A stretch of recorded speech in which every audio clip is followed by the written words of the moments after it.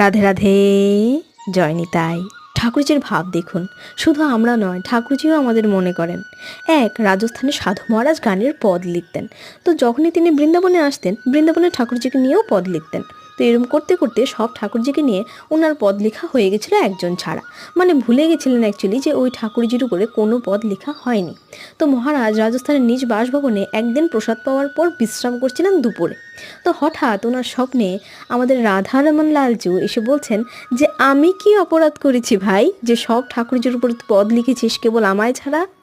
তো এইটুকু দেখতেই মহারাজ ব্যাকুল হয়ে ওই সময়ে কোনো টাইম নষ্ট করা ছাড়া সব কাজ ফেলে বৃন্দাবনে ছুটে রাধারমন লালজুর মন্দির প্রাঙ্গণে এসে পৌঁছেছিলেন।